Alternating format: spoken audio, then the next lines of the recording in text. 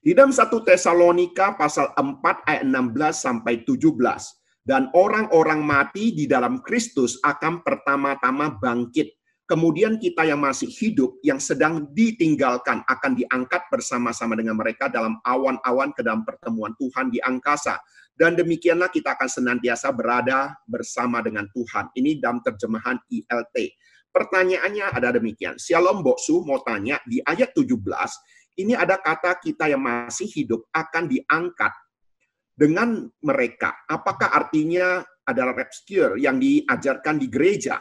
Cuman setahu saya orang diangkat ke atas itu cuman Henok dan Elia yang hidupnya saleh menurut Tuhan. Jadi apakah rapture atau peristiwa pengangkatan akan terjadi pada setiap orang?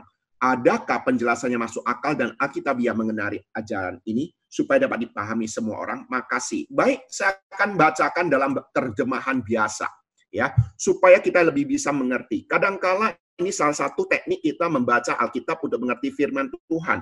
Satu bagian firman Tuhan yang kurang begitu jelas, kita butuh terjemahan lain untuk memperjelas pertanyaan kita atau nas Alkitab yang kita baca. Di dalam nas Alkitab yang biasa, terjemahan baru, di sana dikatakan, ini kami katakan padamu dengan firman Tuhan, kita yang hidup, yang masih tinggal sampai kedatangan Tuhan, sekali-kali tidak akan mendahului mereka yang telah meninggal. Sebab pada waktu tanda diberi, yaitu pada waktu penghulu malaikat berseru dan sangkakala Allah berbunyi, maka Tuhan sendiri akan turun dari sorga dan mereka yang mati dalam Kristus akan lebih dahulu bangkit. Nah, perhatikan, ketika Tuhan Yesus datang kedua kali, orang yang mati akan bangkit. Sesudah itu, kita yang sedang hidup, yang masih tinggal waktu itu kedatangan Tuhan Yesus, kita akan diangkat bersama-sama mereka dalam menyongsong Tuhan di angkasa. Demikianlah kita akan selama-lamanya bersama dengan Tuhan. Karena itu, hiburkanlah seorang akan yang lain dengan perkataan-perkataan ini. Nas Alkitab ini berbicara tentang dua macam manusia ketika kedatangan Tuhan Yesus kedua kali, yaitu orang yang meninggal dunia dan orang yang masih hidup.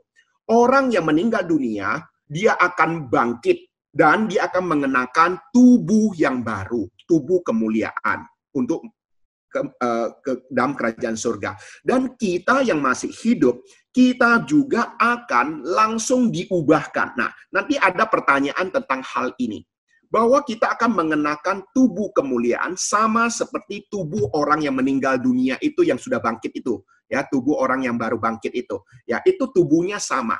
Sehingga tubuh kita yang sekarang ini, darah dan daging tidak mendapat bagian dalam kerajaan surga. Ya, ini perlu kita pahami. Sama seperti apa yang dikatakan di dalam 1 Korintus 15 ayat 52. Saudara-saudara, inilah yang hendak kukatakan kepadamu, yaitu bahwa daging darah tidak mendapat bagian dalam kerajaan Allah, dan bahwa yang binasa tidak mendapat bagian dalam apa yang tidak binasa. Nah, ini berbicara tentang tubuh kita, darah dan daging, apa yang kita selama ini tahu bahwa debu kembali pada debu. Tetapi kita akan mengenakan tubuh yang baru, tubuh kemuliaan untuk bersama-sama dengan Tuhan kita. Nah, jadi ini harus kita mengetahui.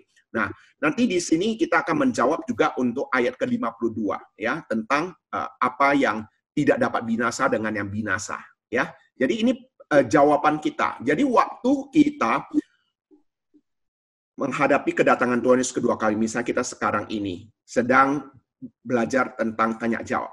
Kemudian Tuhan Yesus datang kedua kali. Kita tidak lagi mengalami kematian, tetapi langsung diangkat. Dan tubuh kita langsung diubahkan untuk bersama dengan Tuhan.